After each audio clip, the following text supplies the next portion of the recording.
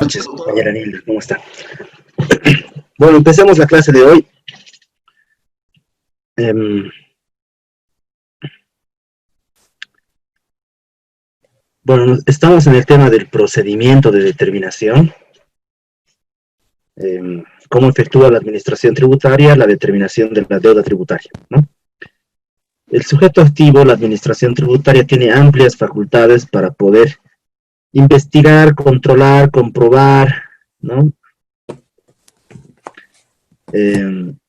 Fiscalizar, investigar, determinar lo que es la deuda tributaria, establecer una liquidación, ¿no? Para verificar.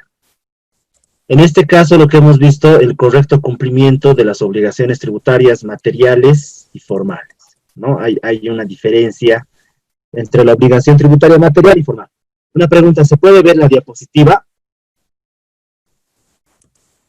Sí, doctor. Ya, muchas gracias, muchas gracias. También pongan, por favor, su nombre por un tema de asistencia, que es la última clase hoy, ¿no? Entonces, la administración tributaria tiene la facultad de poder determinar deuda tributaria a través de un procedimiento que se denomina procedimiento de determinación de la deuda tributaria, ¿no? Este procedimiento de la determinación de la deuda tributaria tiene pasos específicos que deben cumplirse, ¿no? Que deben cumplirse. Los pasos o el procedimiento como tal está clasificado o está dividido en 3 etapas claramente identificables, ¿no? Primero está la orden de verificación o la orden de fiscalización, que no es lo mismo. Está la vista de cargo y finalmente la resolución determinativa, ¿no? Antes les había comentado también que la administración tributaria no juega al azar, ¿no? No juega los dados al momento de elegir a qué contribuyente determinar una deuda tributaria, sino establece a un determinado contribuyente, luego de realizar una inteligencia fiscal, luego de realizar y verificar información de terceros informantes para establecer qué contribuyente con probabilidad no está cumpliendo con sus obligaciones tributarias, ¿no? Pero, bueno, nos regimos bajo un principio constitucional, una garantía, que es el principio de presunción de inocencia, que en cierta medida también se aplica al ámbito tributario, porque no se puede presumir que el contribuyente ha incumplido sus obligaciones tributarias. Lo que tiene que hacer la administración tributaria a través de este procedimiento es demostrar que el contribuyente efectivamente ha incumplido con su obligación tributaria, ¿no? Entonces acá ya ingresamos a ver un artículo que es sumamente importante, que es el artículo 76, que refiere la carga probatoria. ¿Quién tiene la carga probatoria, no? En algunas materias del derecho, la carga probatoria es claramente identificable. En materia de derecho laboral, el que tiene la carga probatoria es el empleador, ¿no? El empleado puede decir que ha trabajado 10 años, que no ha gozado de vacaciones esos 10 años, ¿no? Que ha hecho horas extra, y él no tiene que demostrar absolutamente nada. El que tiene que demostrar que eso no es correcto, no es cierto, no es evidente, es el empleador, ¿no? Entonces, en esta materia del derecho laboral, la carga de la prueba la tiene claramente atribuida el empleador, porque el empleador tiene mayor capacidad económica, digámoslo así, que es más poderoso. Entonces la normativa no le trata de la misma forma, defiende o procura defender al más débil, que en este caso va a ser el empleador. En materia penal pasa lo propio, o bueno, hay un matiz similar. Cuando una persona comete un supuesto delito, no se habla de supuesto delito porque se tiene que demostrar a través de un procedimiento que esta persona, ¿no?, habría efectivamente cometido el delito a través de un juicio en el cual se aporten pruebas y estas pruebas lleguen a determinar que efectivamente existe la comisión de un delito, ¿no? Esto ya ustedes lo conocen por medios de comunicación y demás. Se lleva a cabo una investigación y en esa investigación se tiene que demostrar con prueba, ¿no? Prueba, pero prueba que sea, que demuestre, ¿no? Esta prueba que sea pertinente para demostrar un hecho atribuido, para que demuestre la culpabilidad, ¿no? Durante todo el proceso se debe tratar al denunciado, al supuesto, no se le dice delincuente, ¿no? Al imputado, al procesado, como inocente, ¿no? En materia tributaria, tenemos el principio de la carga probatoria que dice, ¿no? Quien pretenda hacer valer sus derechos deberá probar los hechos constitutivos de los mismos, ¿no? El artículo 76 refiere eso. Entonces, la administración tributaria en el procedimiento de determinación, desde la orden de verificación hasta la vista de cargo, podríamos afirmar que tiene la carga de la prueba, ¿no? ¿Por qué? La orden de verificación es el acto administrativo inicial que establece qué es lo que delimita el campo de acción de la administración tributaria.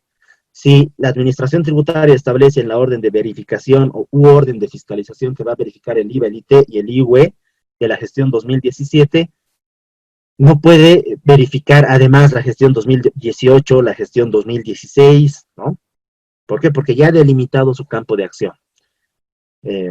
Sería vulneratorio de sus derechos, de los derechos del contribuyente, que la administración tributaria pretenda ampliar el objeto de la determinación en la vista de cargo. Entonces, con la documentación que tiene, con el trabajo de investigación y fiscalización que hace la administración tributaria, desde la orden, incluso antes de la orden de verificación o fiscalización, porque recuerden que antes ya decide, ¿no? Antes ya tiene ciertos parámetros, ciertos indicios de que el contribuyente no está cumpliendo. Entonces, antes, en la emisión de la orden de verificación y hasta la vista de cargo, la carga de la prueba le corresponde a la administración tributaria. ¿Por qué? Porque la vista de cargo es un acto administrativo que establece la deuda de manera preliminar, ¿no? Con toda la información que tiene la administración tributaria, con la información que ha recabado de terceros, del banco, de la aduana, de proveedores, ¿no?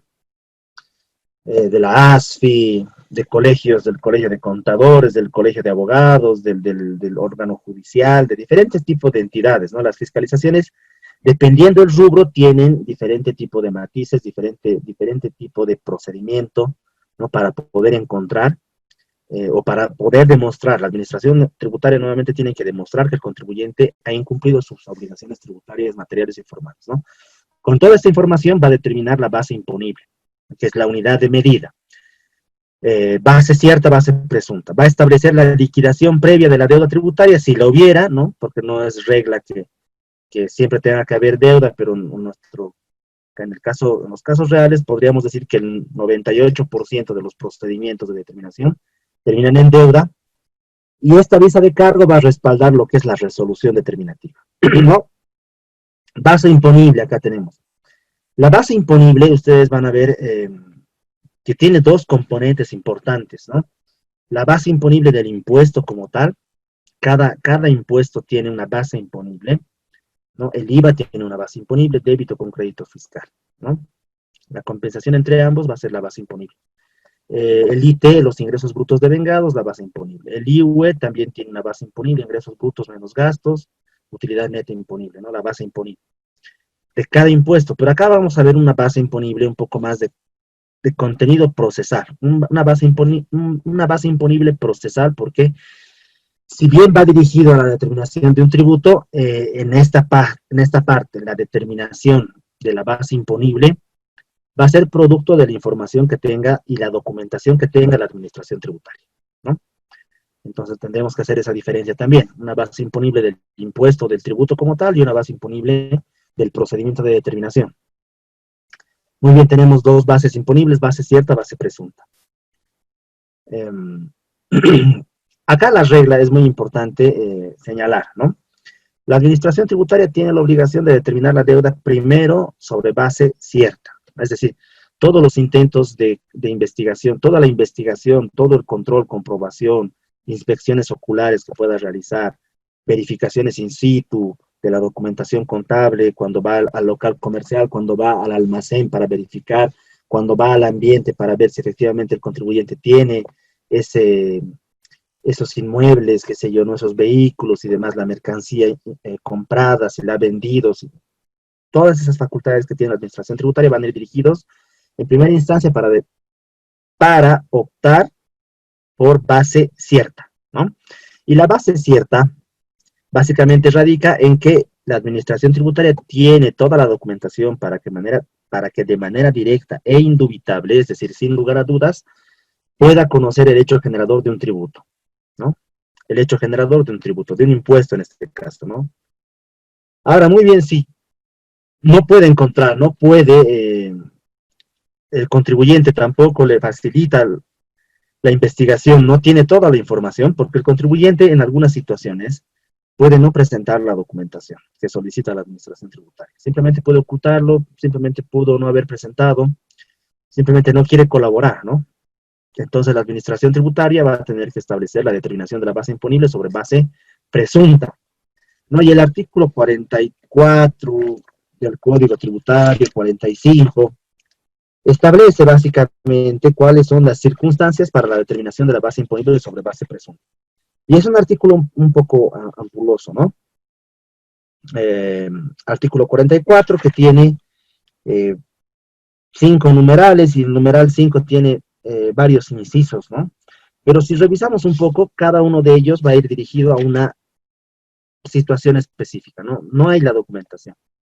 Existen indicios y presunciones, ¿no? Una presunción, un hecho cierto que probablemente va a llegar a una conclusión, a una posible conclusión, ¿no?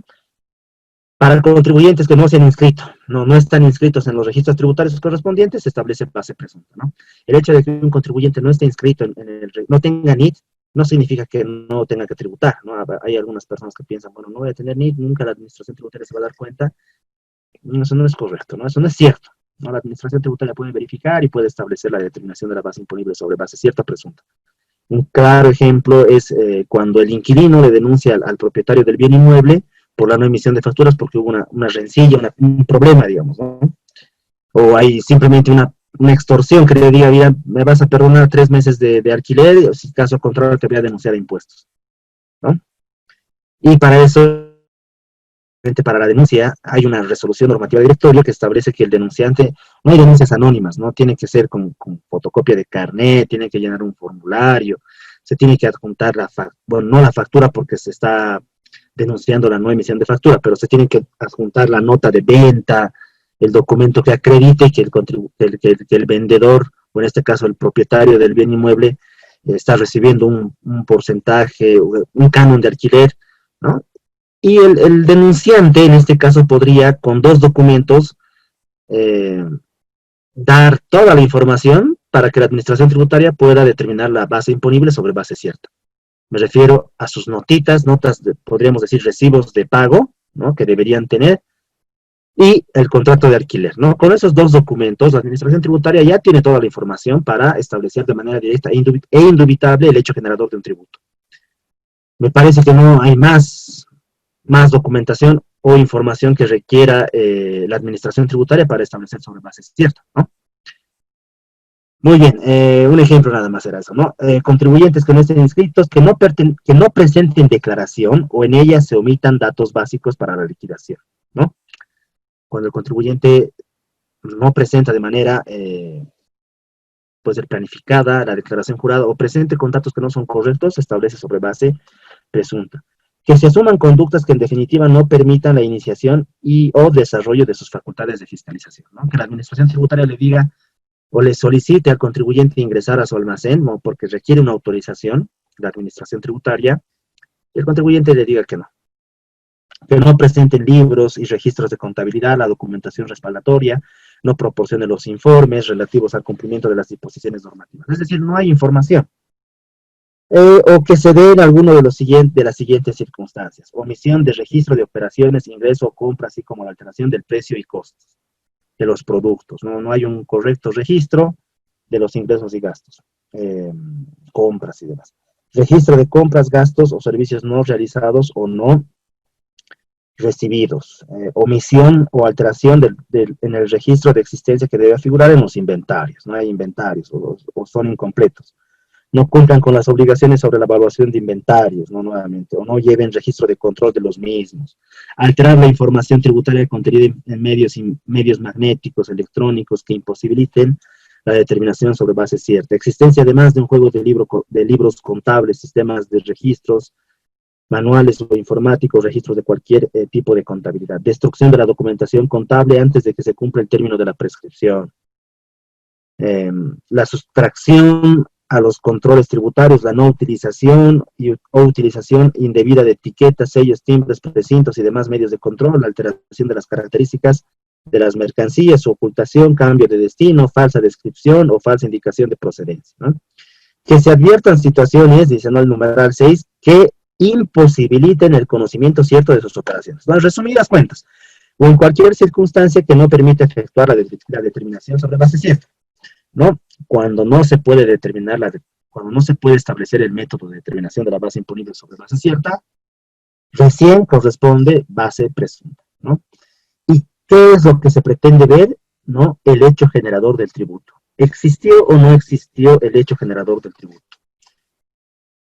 ¿Se perfeccionó o no el hecho generador? ¿No? Muy bien. Hasta acá, los requisitos de la vista de cargo, ¿no? Hemos visto como elementos del acto administrativo, debe tener diferente tipo de elementos, ¿no? Como debe ser establecido por una autoridad competente, debe tener una causa, un fundamento, un objeto, un procedimiento, ¿no? Y además, obviamente, me refería a la ley de procedimiento administrativo, pero lo tenemos que enlazar, obviamente, con el Código Tributario, y el Código Tributario, si bien no establece los requisitos específicos, ¿no? Sino requisitos generales, remite en su normativa en el artículo 96, que los requisitos se van a reglamentar en una normativa, ¿no? Emitida por la Administración Tributaria. Entonces, la RND 3216 establece los requisitos, ¿no? ¿Y cuáles tienen que ser? El número de vista, lugar y fecha de emisión, nombre o razón social, el NID o el carnet, número de orden de fiscalización, el alcance del procedimiento de determinación, todo tiene que estar específico. Estos requisitos, desde mi perspectiva, les puedo decir que son requisitos más de forma, ¿no? Del documento como tal, del papel.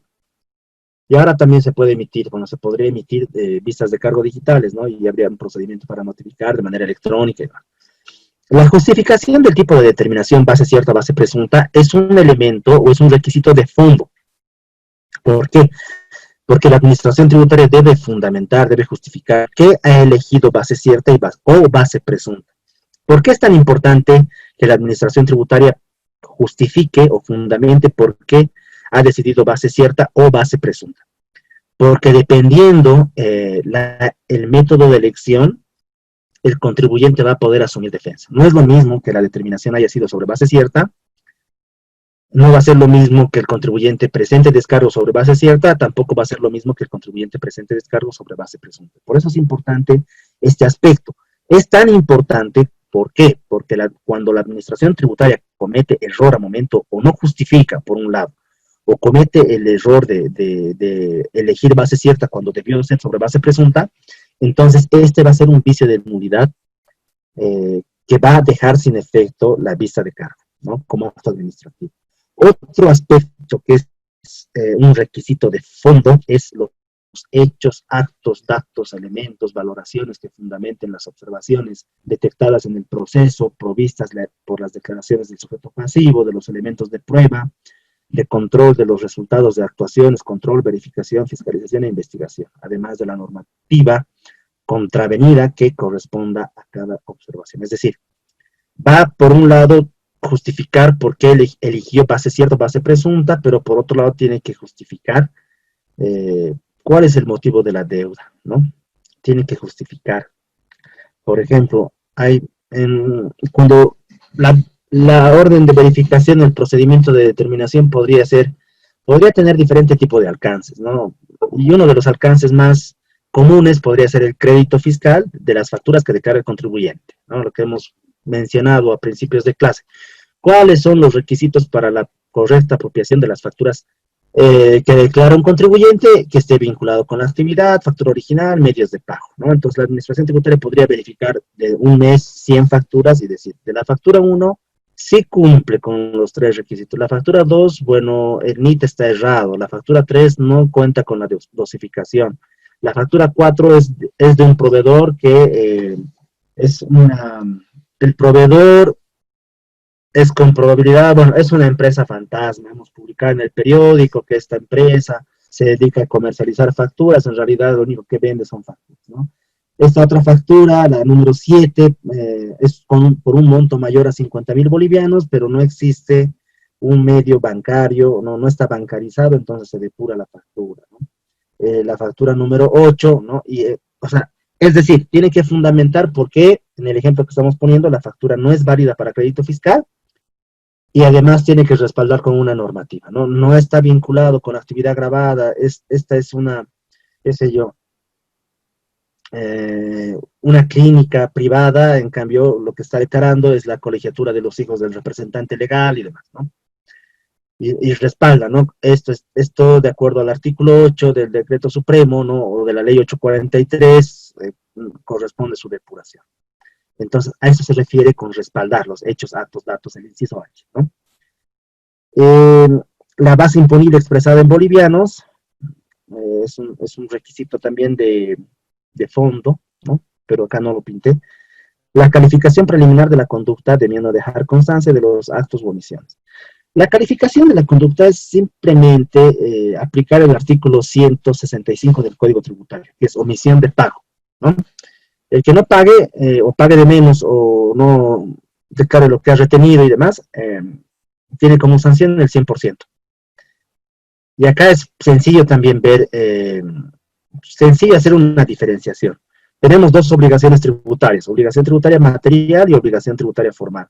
La obligación, el incumplimiento a la obligación tributaria material, es decir, a la obligación de pago, tiene como repercusión la aplicación del artículo 165, es decir, omisión de pago, es el 100% de la sanción. Si el contribuyente no declaró o no pagó correctamente sus tributos por un monto de 5.000 bolivianos, ¿no? Su sanción son otros 5.000. Es básicamente eso. Y el otro, el incumplimiento a la obligación tributaria formal, que tenemos varias obligaciones formales, va a repercutir en una multa, en una sanción, ¿no? Y ya va a depender, porque tenemos la resolución normativa de directorio 10.0033-16, sus anexos, establece, hay una tabla, ¿no? No presentación de libro de compras y ventas, tal multa. No presentación de declaración jurada en plazo, hay tal multa, ¿no? No emisión de factura, tal multa, no exhibición del NIT, tal multa, no exhibición del certificado de dosificación, tal multa, ¿no? No, varias cosas, ¿no? No presentación de estados financieros y demás. Entonces, en el procedimiento de determinación vamos a encontrar como calificación preliminar de la conducta, omisión de pago, y después podríamos encontrar no presentación de libros de compras y ventas, podríamos encontrar también no presentación de toda la información solicitada en el procedimiento de determinación que hemos visto, ¿no? Al inicio de la fiscalización, la administración tributaria solicita información y el contribuyente no presenta o presente parcialmente o presenta todo, pero de manera tardía. Otro requisito es la liquidación previa del tributo, ¿no? La liquidación tiene que estar eh, correctamente establecida, ¿no? La liquidación, ustedes conocen mejor que yo cuáles son los componentes de la deuda tributaria, ¿no? Tenemos el tributo emitido, tenemos la base imponible, tenemos el mantenimiento de valor, no, perdón, tenemos la base imponible primero. A la base imponible se le aplica la alícuota correspondiente al impuesto, que va a ser el tributo emitido. Al tributo emitido le tenemos que añadir mantenimiento de valor, luego una tasa de interés y finalmente podemos añadir una sanción si corresponde, ¿no? Entonces, ustedes saben perfectamente que la deuda tributaria en el tiempo se actualiza, ¿no?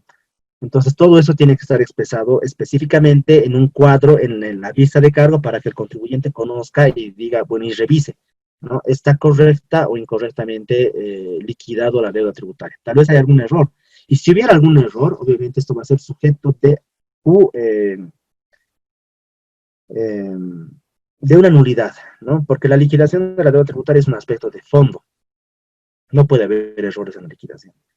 El plazo, lugar para presentar descargos respecto a la liquidación previa de la deuda, ¿no? La gerencia distrital La Paz 2 podría ser, señores, contribuyente Jaime Pérez, tiene para presentar 30 días sus descargos y los puede presentar en esta gerencia, ¿no? Ubicada en la avenida 20 de octubre, esquina Piazzo, ¿no? La firma y sello del gerente distrital o Graco. Muy bien, esto también es un requisito de fondo. ¿Por qué? Porque habíamos visto que eh, le da validez, ¿no? Le da validez al acto administrativo, ¿no? No puede firmar cualquier persona el documento. Muy bien, hasta acá. ¿Alguna duda que tengan? ¿Comentarios que quieran hacer?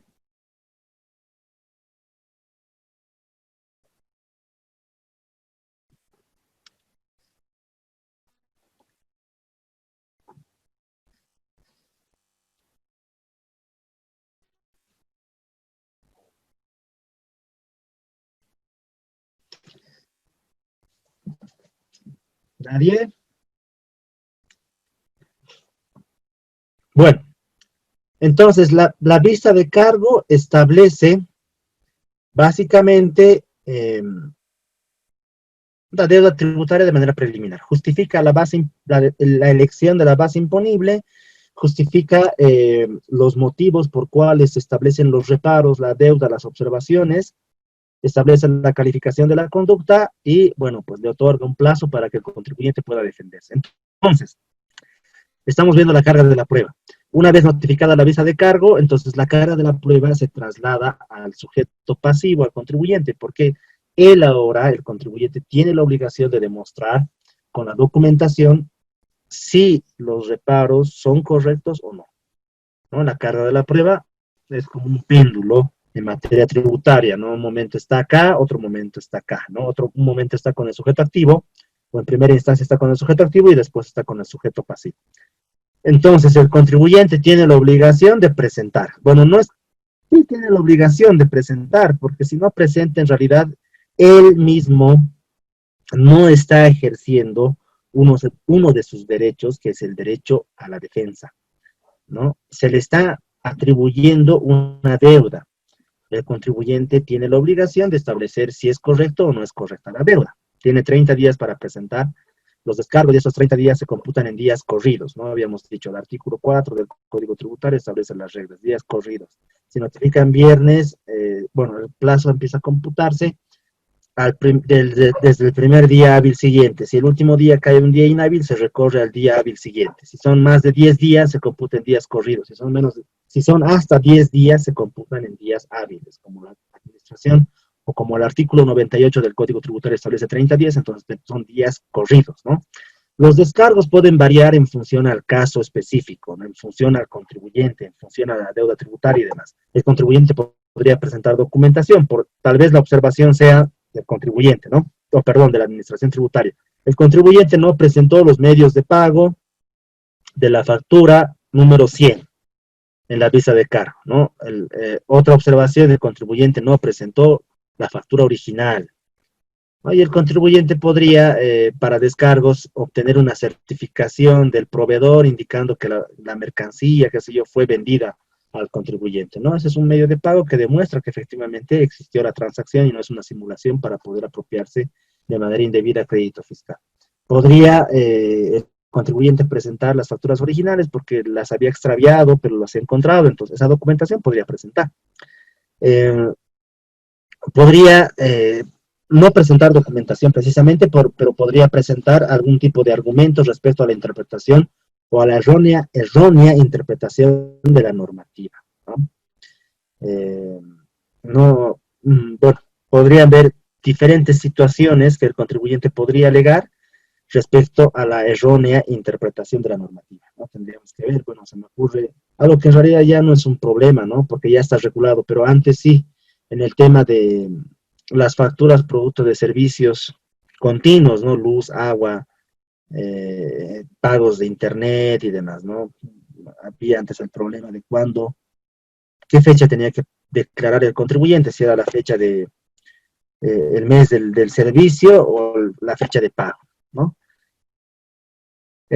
No sé, la verdad, ¿qué tipo de interpretaciones erróneas podría tener la administración tributaria? Bueno, diferentes podrían ser, ¿no? Va a depender mucho del caso específico. Después, el contribuyente podría solicitar como descargo la prescripción de las facultades de determinación. Es decir, la administración tributaria también tiene un tiempo específico para establecer estos procedimientos. No es de manera indefinida en el tiempo, ¿no? La prescripción significa que el plazo establecido en la norma para que la administración tributaria pueda ejecutar sus facultades de determinación de la deuda tributaria ya han prescrito, es decir, ya no puede la administración tributaria. Podría ser un argumento. El contribuyente podría decidir, bueno, sí, los reparos son correctos, efectivamente no he cumplido con la normativa, entonces podría decidir pagar todo o pagar solamente algunos conceptos y presentar descargos por otros, ¿no? Podría presentar como descargos indefensión, y es lo que estábamos viendo respecto al tema de los vicios de nulidad, ¿no? La vista de cargo no tiene la correcta fundamentación, la determinación de la base imponible fue sobre base presunta, o perdón, fue sobre base cierta cuando debió ser sobre base presunta, esos aspectos podría reclamar el contribuyente. Algunas sentencias, ¿no? Simplemente a manera de respaldo de lo que se ha ido hablando, ¿no? La sentencia 44-2012 establece la determinación de la base. Esto simplemente, o sea, este título que se pone acá, es básicamente, como podríamos decir, la síntesis de la decisión por parte del Tribunal Supremo de Justicia, ¿no? Ya nos ponemos acá qué es lo que ha pasado y demás, ¿no? Si no vemos, o sea, un aspecto puntual, como que lo más sustancial de la sentencia. Y algo dice acá, ¿no? Lo sustancial, la determinación de la base imponible sobre base presunta constituye un acto reglado y de última ratio. ¿Qué significa esto? Habíamos descrito y habíamos leído lo que establece el artículo 44, 45, el artículo 44 del Código Tributario, donde establece en qué situaciones, perdón, en qué situaciones la administración tributaria puede establecer sobre base presunta, ¿no? Acto reglado. No es un acto discrecional que la administración tributaria decida establecer sobre base presunta. Y cuando hablamos de última ratio, reforzamos el hecho de que la determinación de la base imponible es sobre base presunta, es la última opción. A eso nos referimos. Última opción. Primero, base cierta.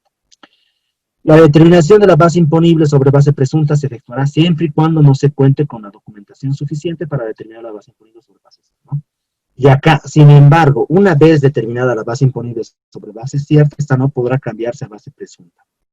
Y es lógico, ¿no? En la visa de cargo, la administración tributaria establece sobre base cierta. Eso significa que no tiene dudas respecto al hecho imponible, ¿verdad? Si el contribuyente presenta descargos y demás, o documentación, esto no podría variar la determinación de la base imponible para que la administración tributaria dé un paso al costado o retroceda y diga, ah, no, debió haber sido sobre base presunta, ¿no?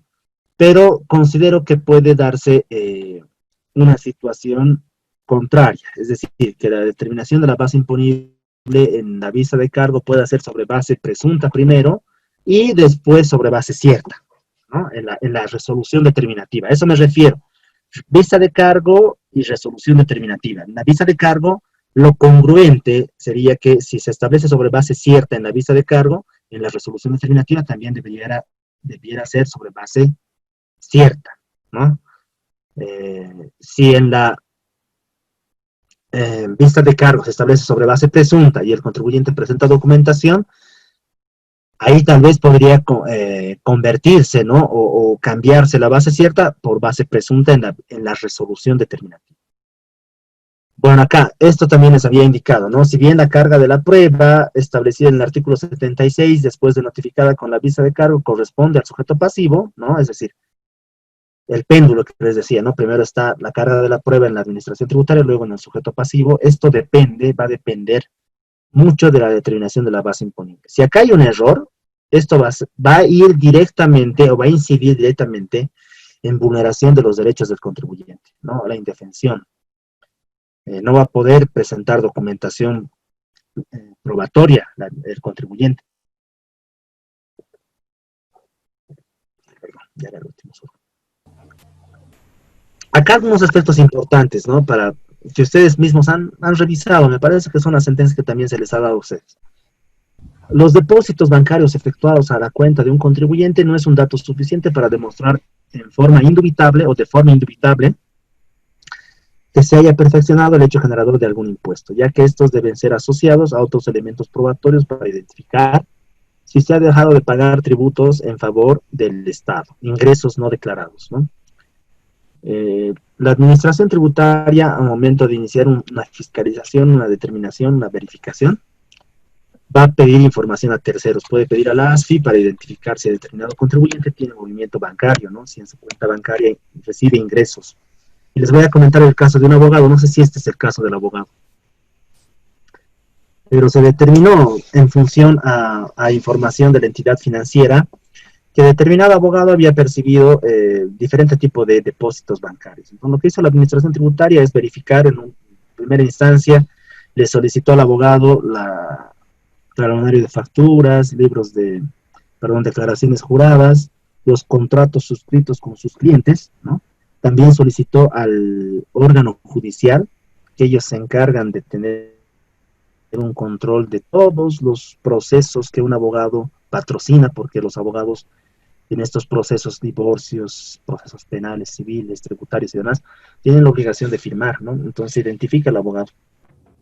Entonces puede recabar del órgano judicial y el órgano judicial informa y dice, bueno, el abogado Jaime Pérez tenía o tiene, qué sé yo, 10 procesos penales, 20 procesos familia,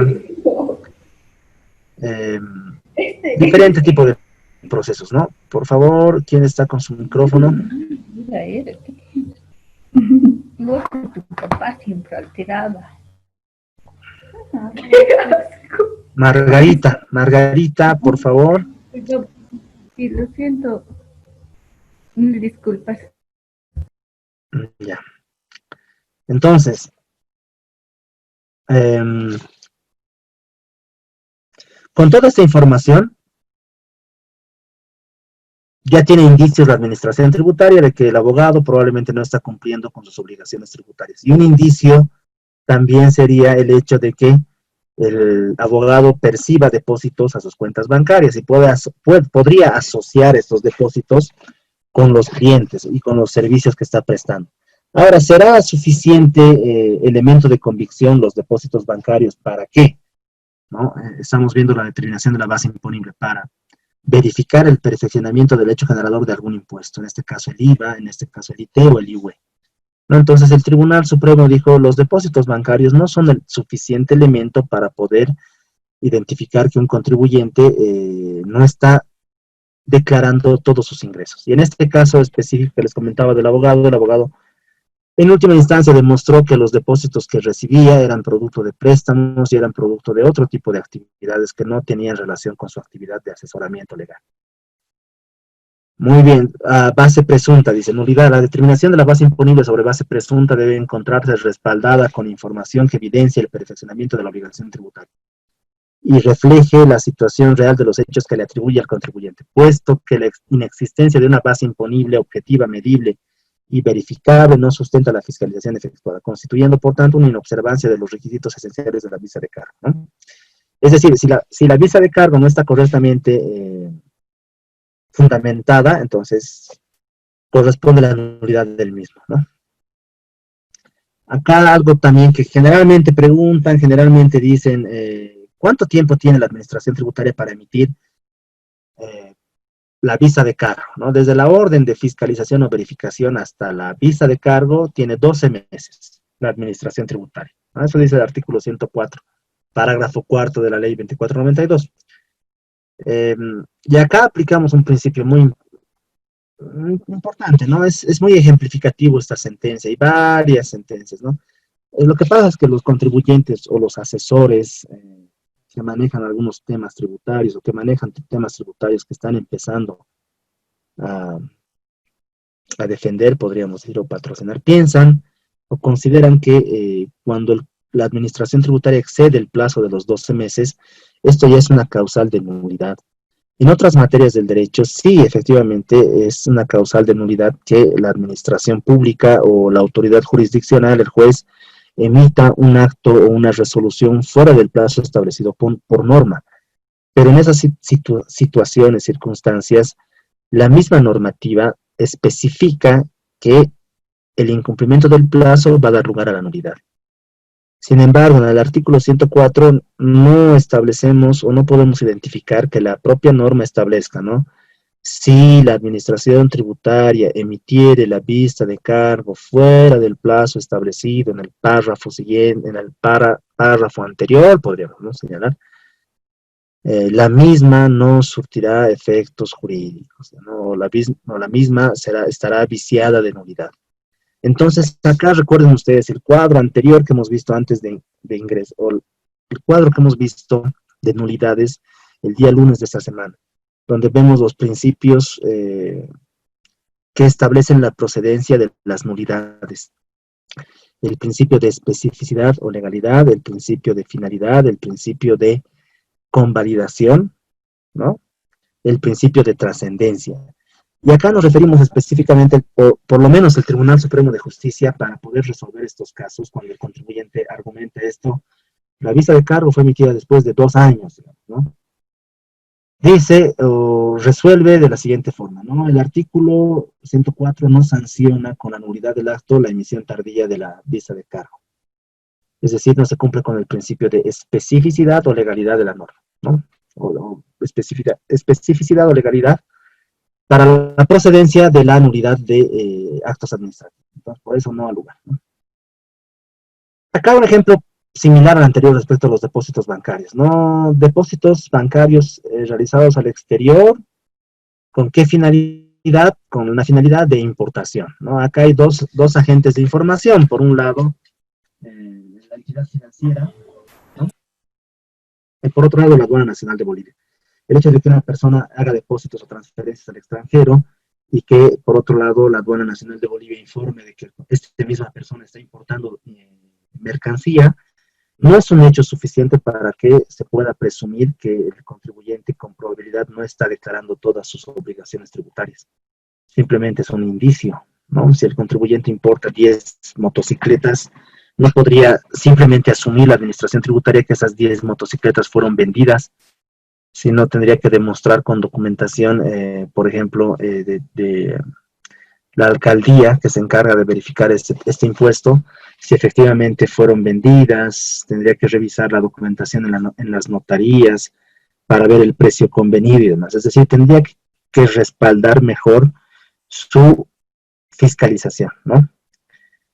A ver, ¿qué más tenemos? Declaraciones únicas de importación, que tienen similar connotación a la anterior, ¿no? Declaraciones únicas de importación y los depósitos efectuados a una persona natural, ¿no? Hay ciertos matices también respecto a la relación de hechos. No materializan o perfeccionan por sí solos los hechos generadores del IVA o el IT, ¿no? Tampoco pueden establecer en base. Acá hay un error, ¿no? Acá la administración tributaria considera que solamente en función a las DUIs y a los depósitos bancarios efectuados a la cuenta de una persona natural, bueno, pues ya con esto ya es suficiente para establecer la determinación de la base imponible sobre base cierta. En realidad no es suficiente, ¿no? Y estos elementos, por más que parezcan, puedan ser considerados como indicios, no son suficientes. En definitiva, ¿no? Todos los procesos que la administración tributaria ha efectuado, o la mayoría de los procesos, donde han presumido que los depósitos bancarios perfeccionan el derecho generador del tributo, aquí hay dos errores, ¿no? Uno, la determinación de la base imponible. Debió ser siempre sobre base cierta, no sobre base presunta. Y por otro lado, que solamente el depósito o algunos otros datos le den como, no sean suficientes para poder establecer el perfeccionamiento del hecho generador del tributo. En este caso, hablamos de ingresos no declarados en el IVA, en el IT y en el IVA, ¿no? Que tienen incidencia en estos tres impuestos. El procedimiento de determinación debe ser efectuado de manera transparente, clara, debe tener certeza, ¿no? Debiendo fundarse en motivos de hechos reales, evidentes, existentes, verdaderos, específicos, conducentes y sustentados en el cumplimiento de la ley, ¿no? Pues si no fuere así, si los hechos en los que la administración fundó su decisión no hubieran existido o no hubieran sido tales, ¿no? Se vulneraría el derecho fundamental al derecho a la defensa, ¿no? Trayendo como consecuencia la nulidad de la visa. Acá nuevamente establecemos que la visa de cargo debe ser clara, ¿no? Debe ser clara. Acá una pregunta, ¿no? ¿Las fotocopias simples pueden ser sujeto a valoración? Es un medio de prueba válido, las fotocopias simples, ¿no? Y la administración tributaria en un principio consideraba que no. El contribuyente debía presentar documentación original o legalizada, ¿no? El Tribunal Supremo de Justicia dijo, en realidad, bajo el principio de verdad material que rige en materia tributaria, es decir, verificar lo que realmente sucedió más allá de las formalidades, ¿no? Y en este caso, formalidades me refiero a documentación original o legalizada. Y en base al derecho a la defensa, bueno, pues la administración tributaria tiene la obligación de valorar documentación en fotocopia simple. No podría simplemente señalar, bueno, esta es fotocopia simple, no tiene valor, ¿no? Tiene que valorar. Pruebas, las pruebas de reciente obtención. Acá hay algo importante, ¿no? Y es importante, obviamente, ver la evolución de los fallos que emite el Tribunal Supremo de Justicia respecto a la aplicación de la norma. El artículo 98 del Código Tributario establece que el contribuyente tiene 30 días para presentar descargos, ¿no? Muy bien. ¿Qué pasa si el contribuyente presenta después de los 30 días? ¿Es válido o no es válido, ¿no? Entonces, el artículo 81 del Código Tributario establece, ¿no?, que el contribuyente, si no pudo presentar la documentación en el plazo oportuno, pero demuestra que la falta de presentación o la omisión de la presentación no fue atribuible a su persona, puede presentar esa documentación con juramento de prueba de reciente obtención. ¿No? Entonces, ¿eso qué significa? A ver, ¿cuándo tiene que emitir, según normativa de administración tributaria, la resolución determinativa? Una vez emitida y notificada la visa de cargo, tiene 30 días el contribuyente para presentar descargos, ¿no? Vencidos los 30 días, la administración tributaria tiene 60 días para emitir la resolución determinativa. Es decir, que el contribuyente podría presentar prueba con juramento de reciente obtención hasta antes de la emisión de la resolución determinativa, digamos el día 59 o el día 60 después de los 30 días de las pruebas a la visa de cargo. Podría presentar con juramento de reciente obtención y esta prueba tendría que ser valorada, ¿no? Pruebas. La obligación de la administración tributaria de valorar la prueba presentada por el contribuyente cuando se presentó hasta antes de la emisión de la resolución determinativa, incluso, bueno, más aún cuando se cumplió el juramento de reciente obtención, lo que hablamos hace un momento, ¿no? Muy bien. Ya vencido el periodo de pruebas, los 30 días, la administración tributaria tiene 60 días para emitir la resolución determinativa, y en la resolución determinativa hay algunos requisitos fundamentales. Por un lado, los fundamentos de hecho y de derecho, qué es lo que ha pasado y cómo esas situaciones de hecho, ¿no?, tienen un respaldo normativo, ¿no? ¿Por qué la normativa, cuál es el incumplimiento de la normativa por parte del contribuyente y cuáles son esos hechos que demuestran que el contribuyente ha incumplido la normativa, ¿no? Por otro lado, la valoración de los descargos. Si el contribuyente presenta 10 pruebas, la administración tributaria tiene que valorar las 10 pruebas. Si deja de valorar uno, vicio de nulidad en la resolución determinativa.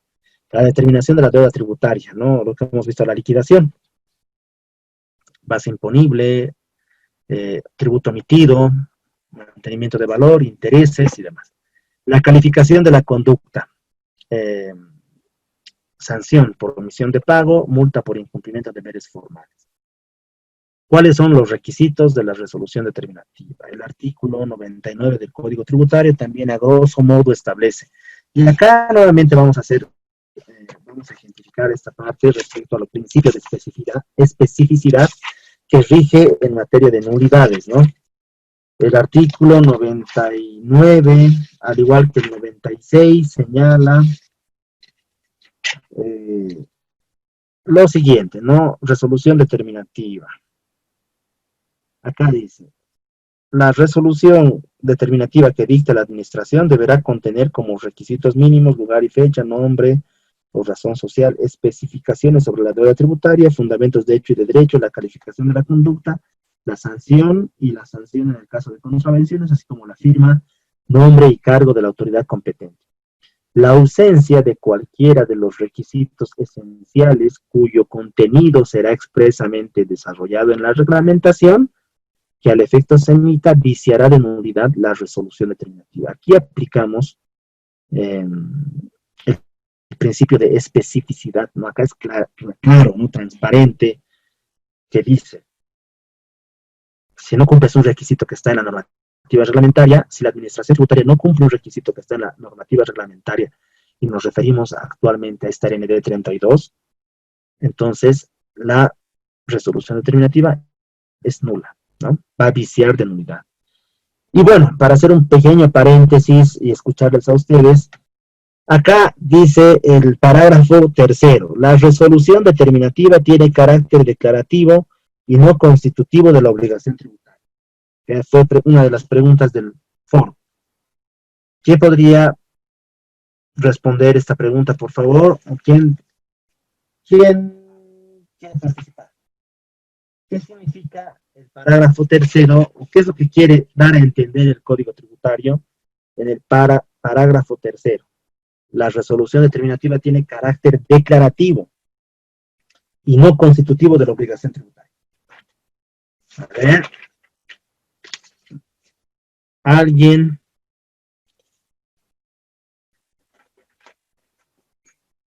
A ver, ¿cuánto tiempo tenemos? Tenemos media hora.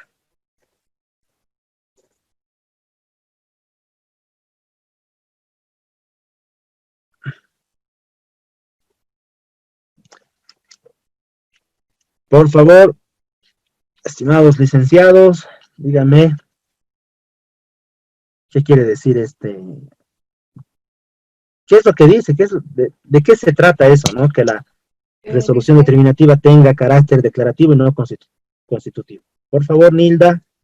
bueno, yo entiendo por este parágrafo que una vez que emite la administración tributaria la resolución determinativa, esta se puede impugnar mediante otros recursos. Nos había mencionado de la autoridad de impugnación tributaria, posteriormente el tema del Tribunal Supremo de Justicia, y si hay un acto inconstitucional ante el Tribunal Constitucional. Bueno, eso entiendo, ¿no? Por este artículo y parágrafo. Ya, está bien, perfecto, ¿no? Porque con lo que nos quiere decir la compañera, podríamos decir que esa resolución determinativa no es definitiva, ¿no? Es de carácter declarativo y, bueno, va a ser definitivo posterior a la impugnación, ¿no? ¿Alguien más, por favor? Doctor, ¿Cómo está, estimado William? ¿qué tal, doctor? ¿Cómo Sí, está? yo creo que sobre lo que mencionaba la compañera, sí, doctor, también, digamos,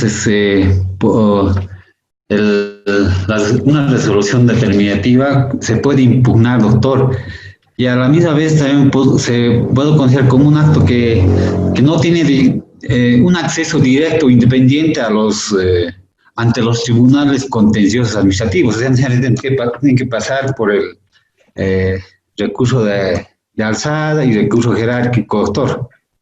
Eso es Ya, mi aporte. muy bien, muchas gracias. Entonces compartimos el criterio, ¿no? De que solamente declara la deuda y en realidad si se impugna y el tribunal, que sigue la autoridad que va a resolver, confirma, entonces recién se constituye la obligación. A ver, vamos a preguntar a alguien más, a una compañera que quiero saber si está. Andrea Kenayatachejo, ¿se encuentra? Bueno, ahí está. Y alguien más, Juan Pablo, el amigo Juan Pablo, ¿se encuentra el amigo Juan Pablo? Licenciado Guzmán. Sí, licenciado, pero no entiendo muy bien. Recién acabo de Ya, conectarme. Perdón. ya.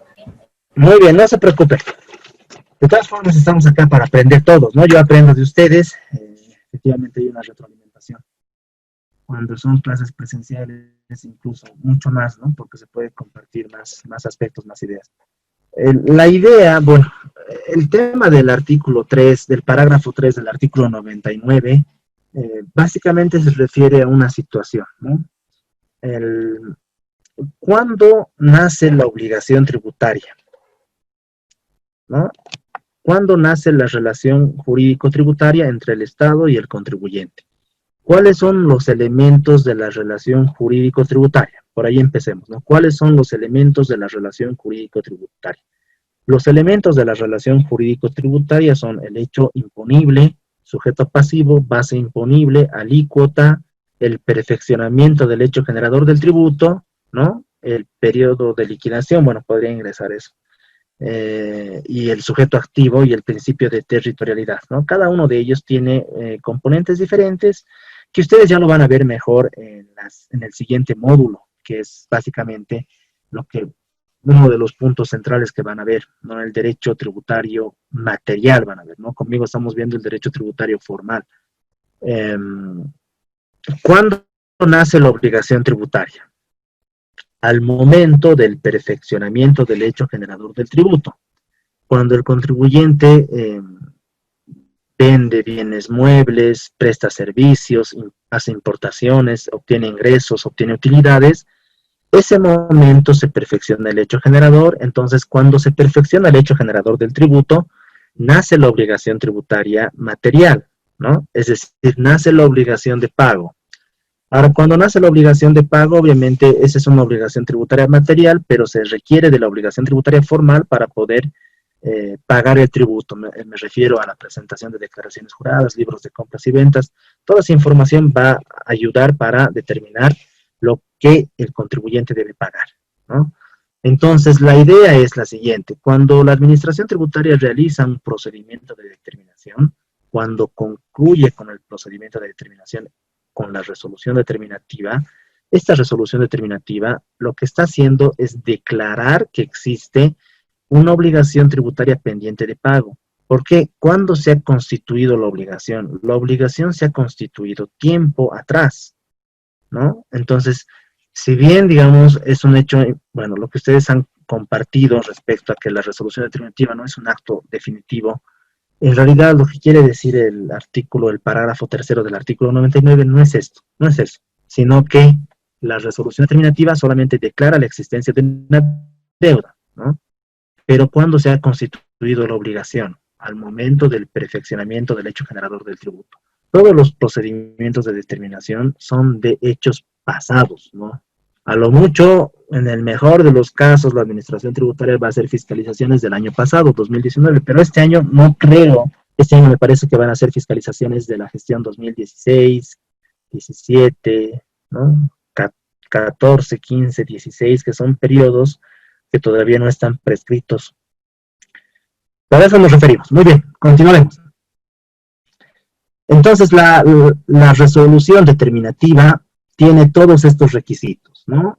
Y la ausencia de estos requisitos vicia de nulidad del acto administrativo, y aquí nuevamente retomamos el tema de la anulabilidad y de la nulidad, ¿no? Que la resolución determinativa no tenga número será un vicio de nulidad o anulabilidad. En otras palabras, que no tenga número le pone en indefensión al contribuyente, que no tenga lugar, que no tenga fecha, que la razón social sea otra. Bueno, eso sí podría, digamos, de alguna forma confundir, ¿no?, al contribuyente, que su NIT sea otro.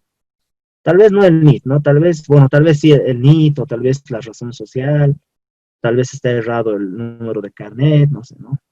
Número de orden de fiscalización. Bueno, eso ya va a depender cómo el contribuyente sustente. Si dice, ¿no?, el error en el NIT, bueno, pues es un error trascendental que me provoca indefensión porque ponen mi nombre, pero otro NIT, entonces podría haber un homónimo, o una persona que tenga mi mismo nombre, pero obviamente el NIT es diferente, entonces no se trata de mi persona, pese a que yo tengo un conocimiento de la visa de cargo y orden de verificación, y los mismos sean identificados en la resolución determinativa. Entonces, pero de todas formas, el error en mi carnet, en mi NIT, me hace dudar de que efectivamente sea esta resolución determinativa que me corresponda a mí, ¿no? Entonces ya el contribuyente va a ver, ¿no?, y la administración tributaria o la autoridad que va a revisar, también bajo un criterio objetivo va a ver, ¿no? ¿Es correcto? O sea, ¿es en realidad algo trascendental o no es trascendental, ¿no? Aplicamos el principio de trascendencia. ¿Es trascendente o no es trascendente esto?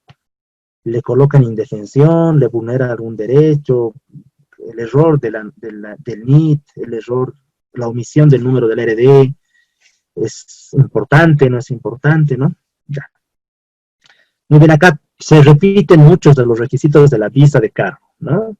Después tenemos otros requisitos que son ya de fondo, ¿no? Hechos, actos, datos, similar a la visa, pero es la fundamentación de por qué se ha establecido deuda. La relación de pruebas, aspecto sumamente importante, ¿no? Si el contribuyente ha presentado 10 pruebas, 20 pruebas, la administración tributaria en este acto administrativo RD tiene la obligación de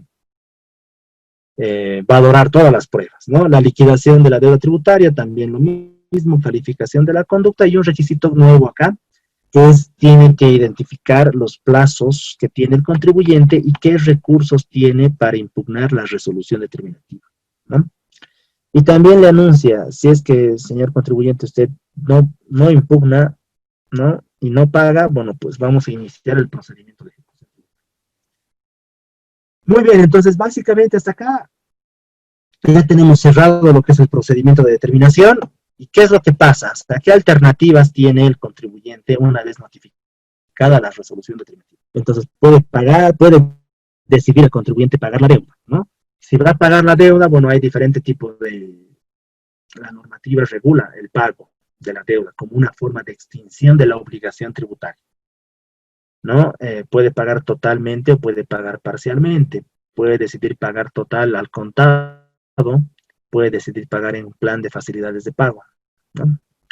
Puede decidir pagar parcialmente, es decir, si el contribuyente tenía o la administración tributaria en la resolución determinativa, en la RD le vamos a decir, ya, por favor, la RD le establece deuda por el IVA, el IT y el IUE, el contribuyente podría decidir pagar solamente por el IT, podría decidir solamente pagar por el IUE, no necesariamente va a pagar todo, ¿no? Y los pagos que realice el contribuyente no pueden ser rechazados por la administración tributaria bajo ningún concepto, ¿no? Bajo responsabilidad funcionaria, dice el Código Tributario.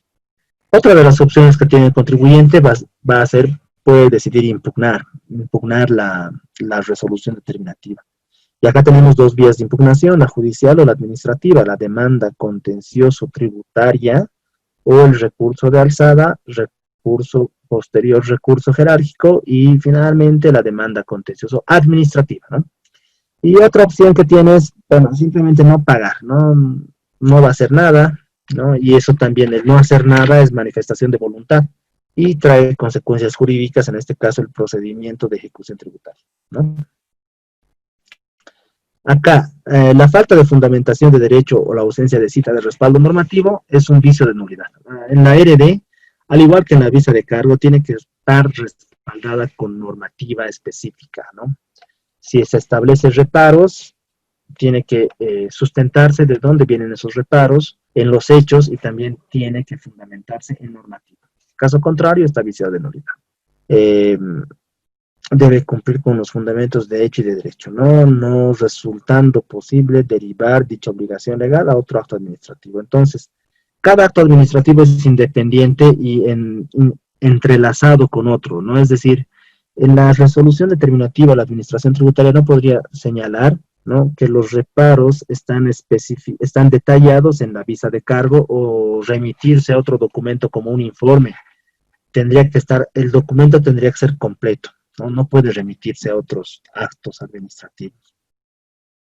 No paros en la RD que no fueron establecidos previamente en la vista, ¿no? Y esto es algo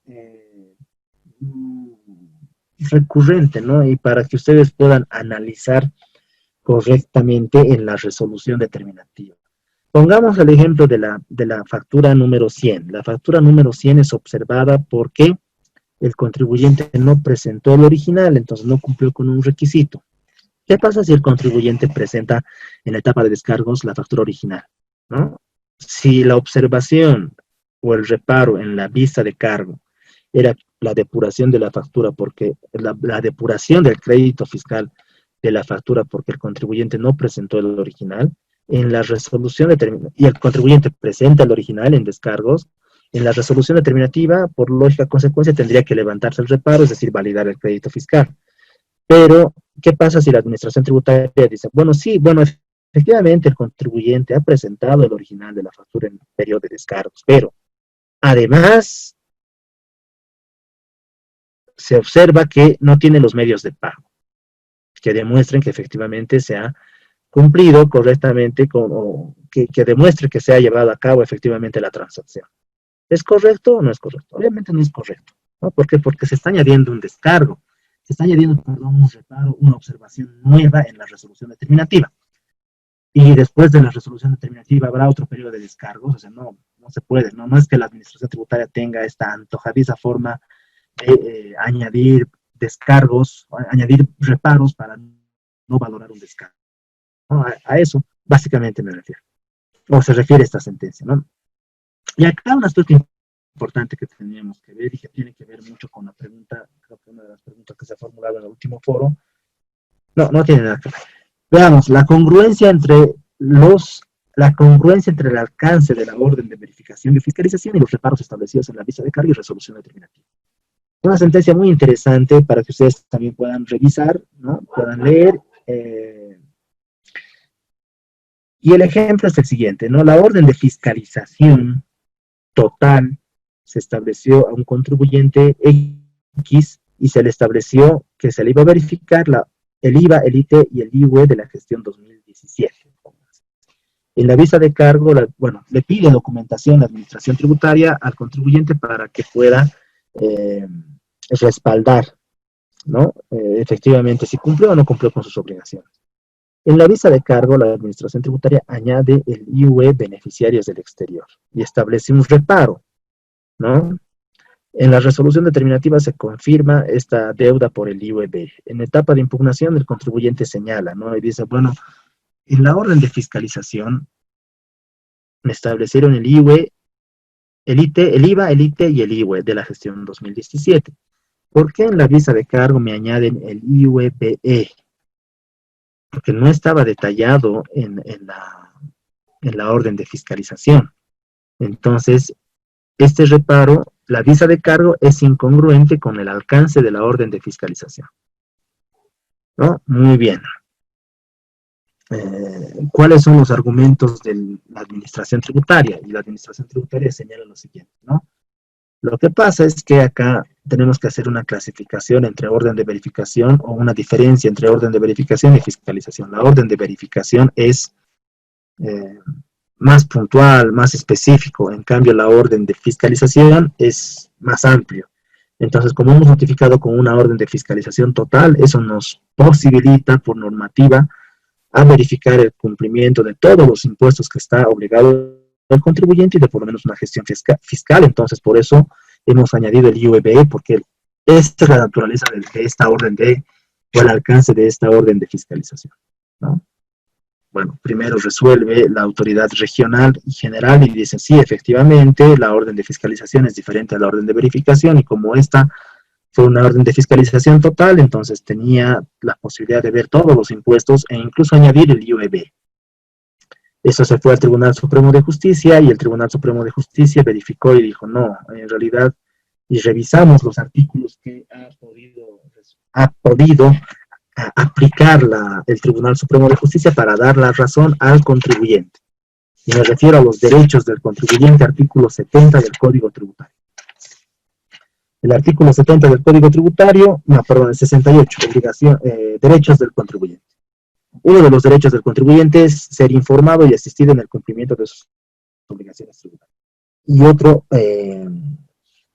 derecho importante del contribuyente es a ser informado, el numeral 8 del artículo 68 señala, ¿no?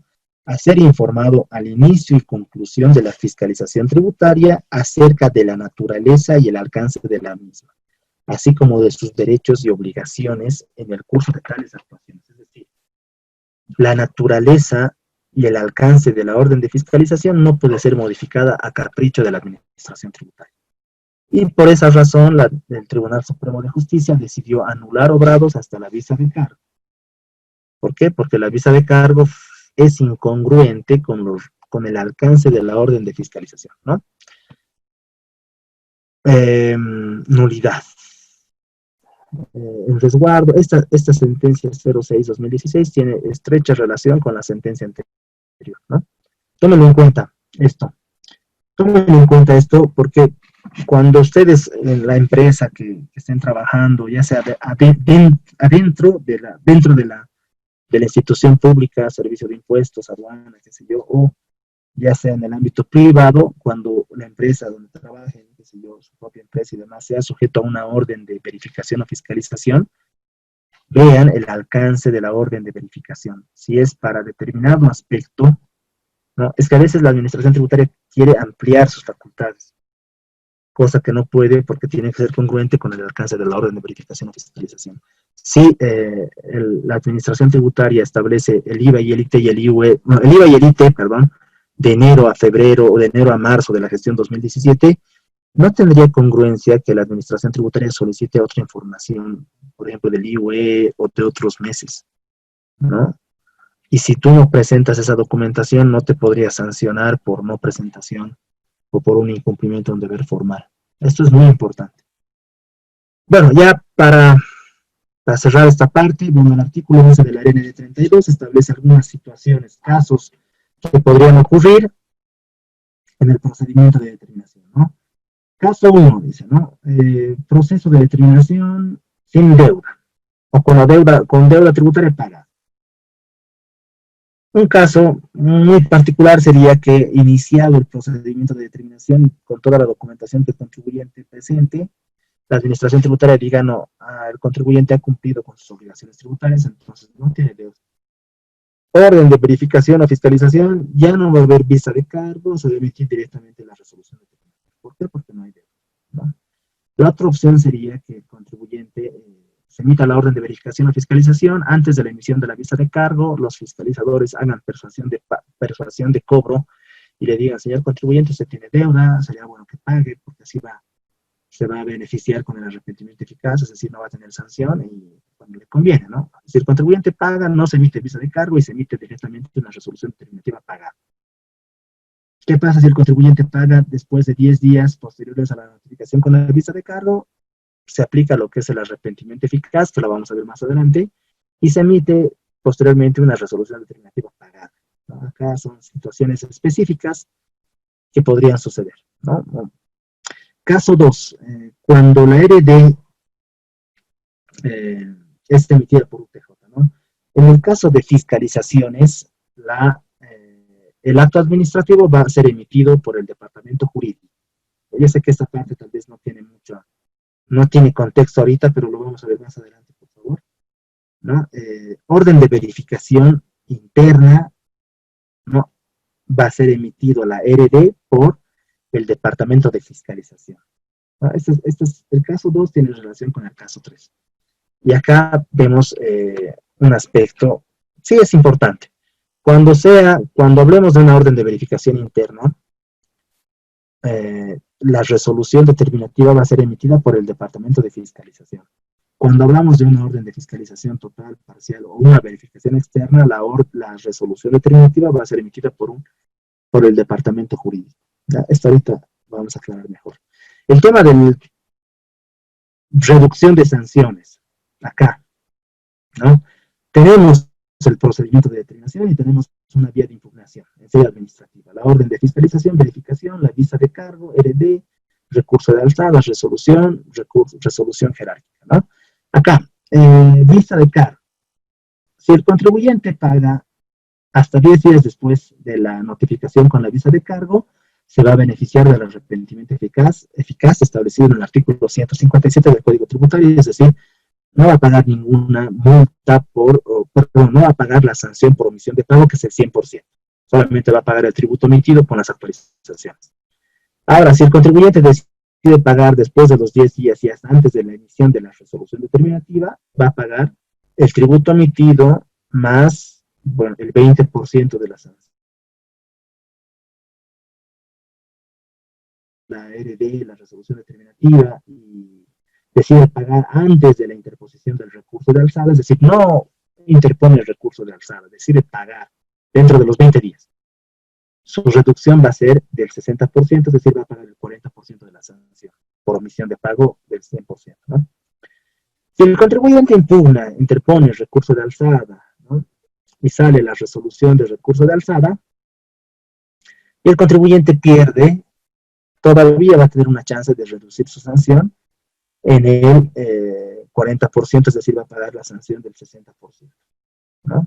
Es decir, la normativa tributaria establece en función a los plazos, a las etapas, un momento de reducción de la sanción. Ahora, si el contribuyente no paga la deuda y sale la resolución o interpone el recurso jerárquico y pierde, bueno, pues la sanción va a ser el 100%, ¿no? Entonces, hay etapas para pagar la deuda. Acá algo lo vamos a ver muy rápido, el procedimiento de determinación en casos especiales, ¿no? El artículo 97 del Código Tributario establece el procedimiento de determinación en casos especiales y regula básicamente 3 casos especiales. Errores aritméticos en las declaraciones juradas, la falta de presentación de la declaración jurada o la omisión de datos en la declaración jurada. Cada uno de ellos tiene circunstancias diferentes, ¿no? Cuando el contribuyente omite o tiene errores aritméticos, en la declaración jurada, entonces lo que va a hacer la administración tributaria va a emitir directamente la resolución determinativa y va a solicitar al contribuyente que corrija, ¿no? Que rectifique. Falta de presentación de la declaración jurada, la administración tributaria le va a notificar al contribuyente con una vista de cargo indicándole, señor contribuyente, no ha presentado su declaración jurada, entonces tiene que presentar, ¿no? Caso contrario, le otorga el plazo de 30 días, en el caso de que no presente, va a establecer la determinación de la base imponible sobre base presunta y va a verificar un porcentaje de la misma declaración jurada, ¿no? En función a 12 meses anteriores.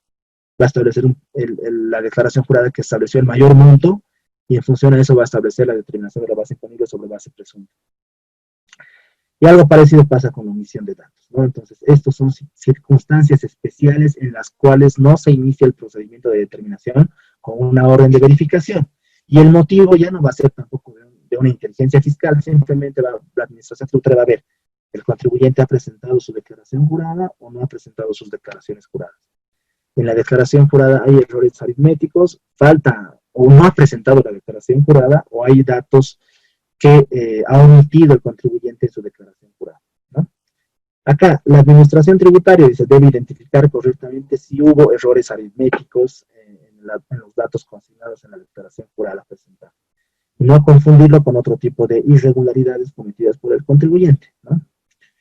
Un error de datos aritméticos sería la sumatoria, pero por ejemplo el contribuyente no podría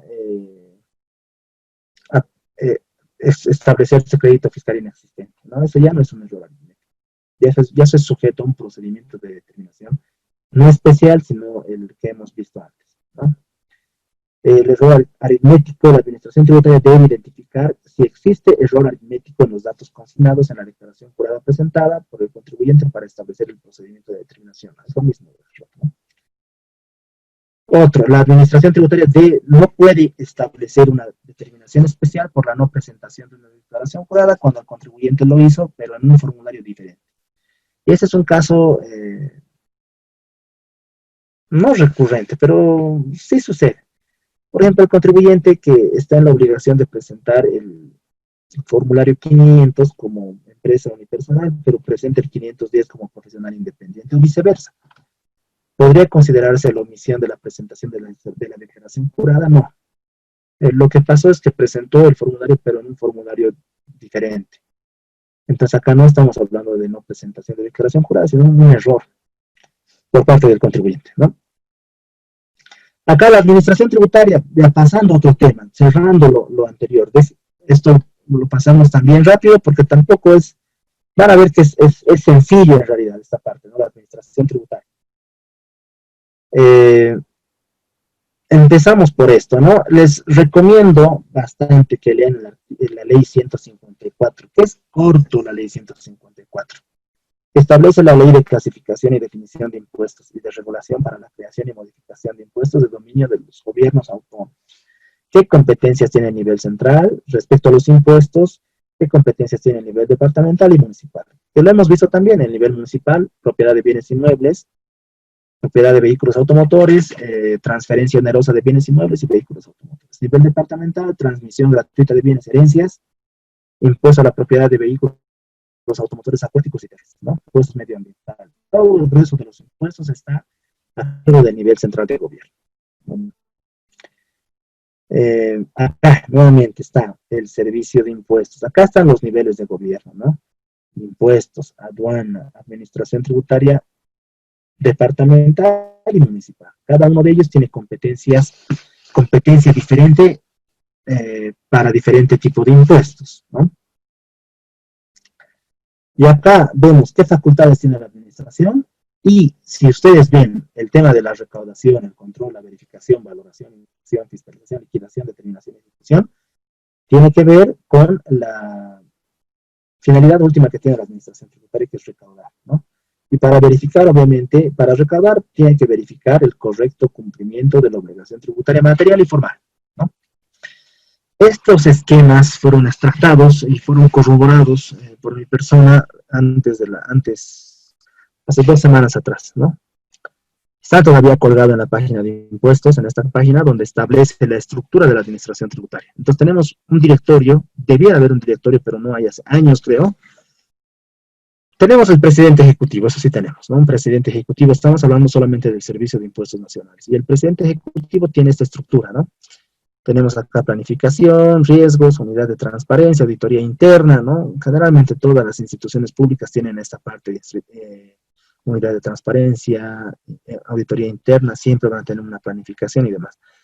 Tienen una gerencia general, ¿no? Que está por debajo de la presidencia ejecutiva, y esta gerencia general se va a encargar de controlar a las diferentes gerencias, ¿no? A nivel nacional. Estamos hablando de el Servicio de Impuestos Nacionales, que tiene una oficina a nivel nacional, ¿no? La oficina nacional que ahora es creo que es en Los Pinos, no recuerdo, la verdad es que no estoy muy seguro, ¿no? Hay una gerencia de recaudación, fiscalización, gerencia jurídica, de tecnología, administración, recursos humanos y demás, ¿no? Muy bien, después, debajo de esta gerencia, esta presidencia y gerencia general son más de control a nivel nacional, ¿no? De control de políticas de la institución y demás, ¿no? ¿A quiénes van a controlar? A las gerencias operativas. Tenemos dos tipos de gerencias, ¿no? Gerencias GRACO, gerencias grandes contribuyentes. Aquí ingresan los PRICOS y GRACOS, ¿no? Que tenemos PRICO, GRACO, o GRACO, perdón, en La Paz, Cochabamba y Santa Cruz. Y tenemos las gerencias distritales, ¿no? Y tenemos en lugares importantes, ¿no? En ciudades donde existe bastante movimiento económico. Todos los departamentos, ¿no? Y en La Paz tenemos dos, en Santa Cruz hay dos, ¿no? Hay en Quillacollo, en El Alto, en Montero, en Yacuiba. Y tenemos agencias tributarias y agencias distritales, ¿no? Agencias distritales, en La Paz también tenemos varios, en Cochabamba, Santa Cruz, en La Paz, en El Alto, y agencias tributarias en lugares un poquito más remotos, ¿no? Puerto Suárez, Caranavi, Copacabana, donde igual la administración tributaria actualmente llega para controlar a los contribuyentes. Eso es importante ver acá, ¿no? La gerencia distrital La Paz 2, que tiene la misma estructura que la gerencia distrital, la gerencia GRACO, que tiene la misma estructura que la gerencia distrital La Paz, ¿no? Acá veamos. La gerencia GRACO, ¿no? Tiene 3 departamentos importantes, ¿no?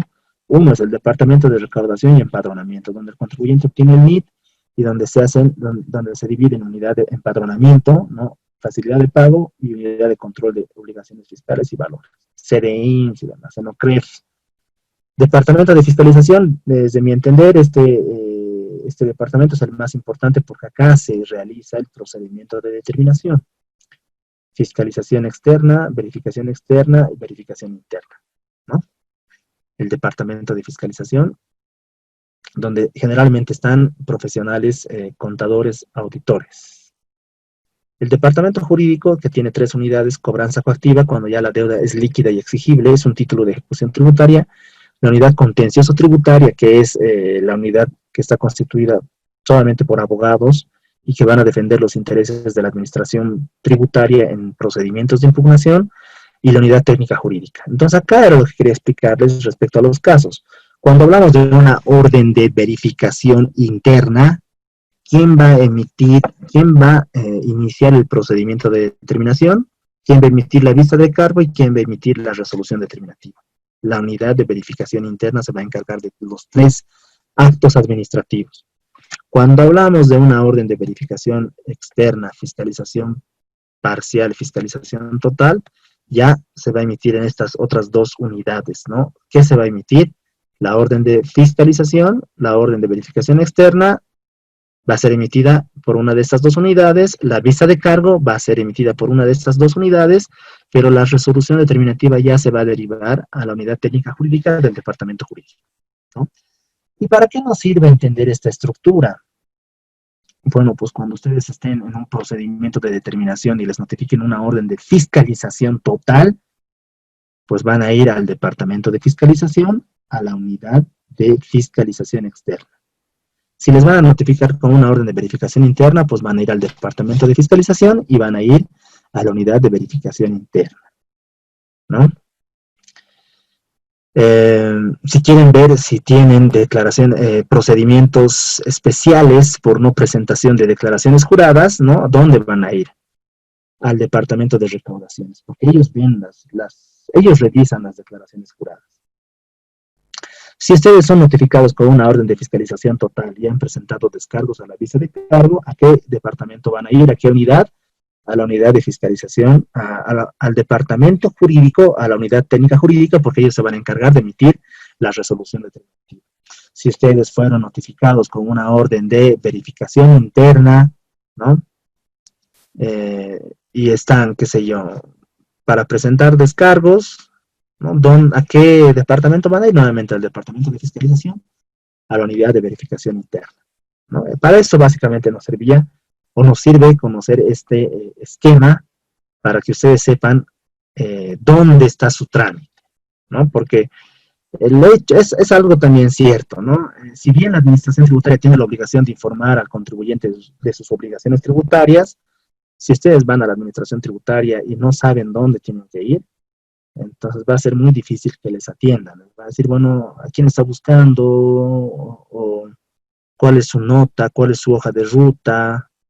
Los compañeros que han trabajado en la administración pública me van a entender perfectamente esto, ¿no? Les van a decir, bueno, vaya al segundo piso, del segundo piso van a decir, vaya al primer piso, del primer piso vaya al tercer piso, del tercer piso vuelva al primer piso. O sea, es básicamente eso, ¿no? Para que ustedes puedan identificar correctamente dónde tienen que ir y trabajar de manera más eficiente, ¿no? Esto es lo mismo. Entonces, con esto ya hemos concluido el módulo, ¿no? Conmigo. Espero se haya podido comprender todo lo que se ha pretendido transmitir, obviamente desde el ámbito normativo, desde el ámbito doctrinal y desde el ámbito de la jurisprudencia y también desde el ámbito de la experiencia que tengo. Estoy atento a sus consultas que tengan, por favor. Y recordarles, el día de mañana tienen su parcial de 7 a 8 de la noche. Va a estar colgado en la plataforma y tienen ese horario para dar, ¿no? Entonces, por favor, tomen sus recaudos. Ahora sí, ¿qué consultas tienen? Por favor, todos pusieron su nombre en el chat para efectos de control de asistencia. Les pido, por favor, si no han puesto, todavía pongan. Consultas.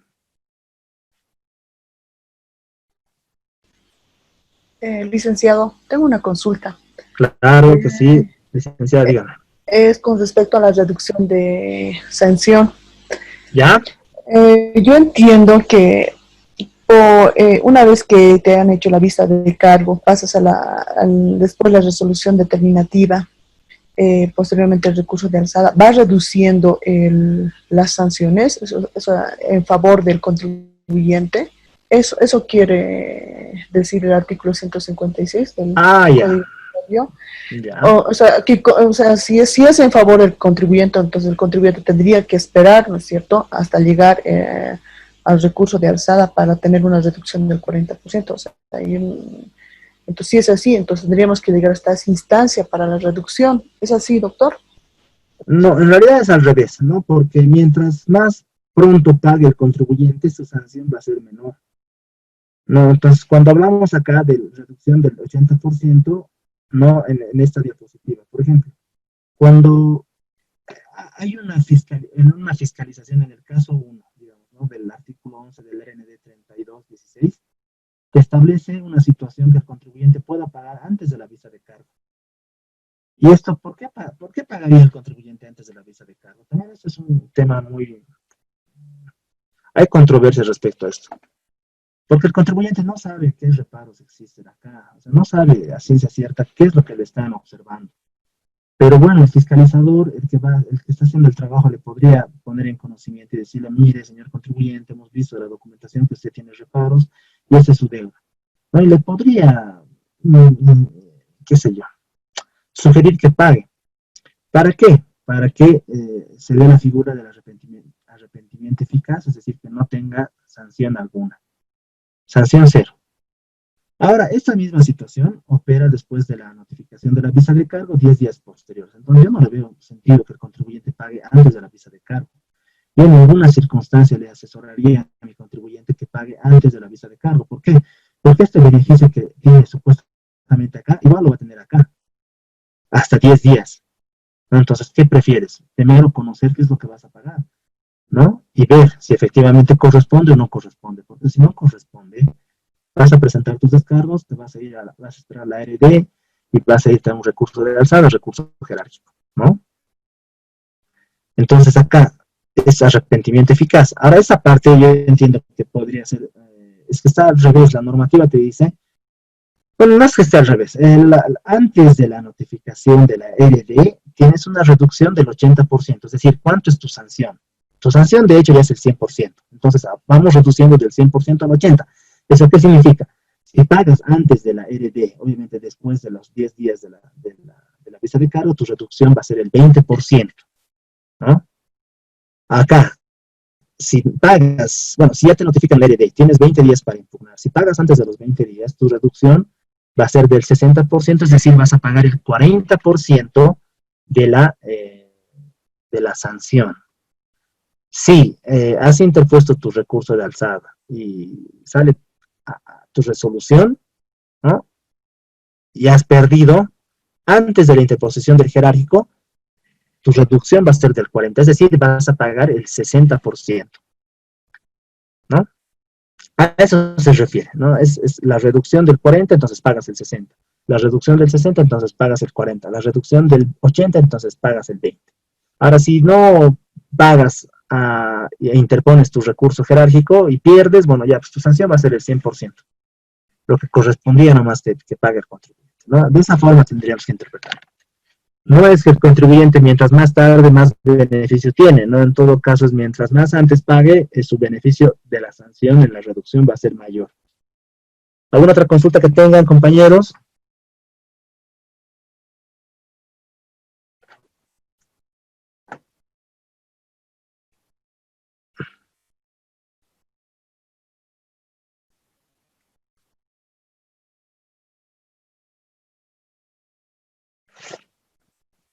¿Nadie?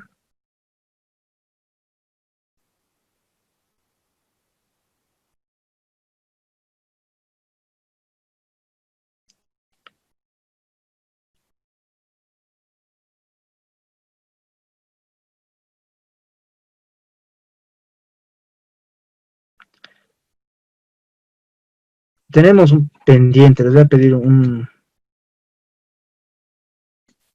minutitos más. Tenemos pendiente una exposición del compañero Juan Pablo. Licenciado Juan Pablo va a compartir su sentencia. Licenciado, sí tenía que presentar por motivos, no lo leí. Como le dije, no tengo tiempo, estoy con plena auditoría. No. Ya, perfecto, no se preocupe. Muy bien, coordinamos qué hacer en este caso. ¿Alguna otra pregunta? ¿Alguna pregunta que tengan?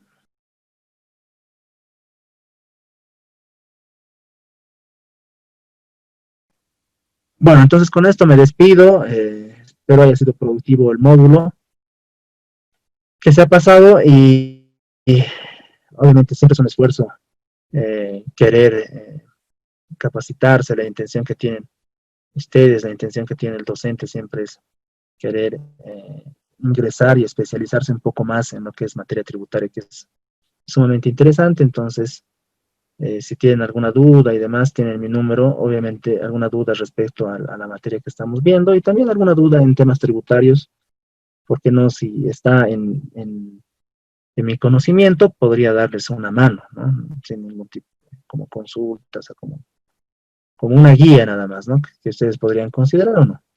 Entonces, con eso me despido. Muchas gracias. Tengan un buen fin de semana y no se olviden mañana que tienen su parcial, ¿no? Su examen final.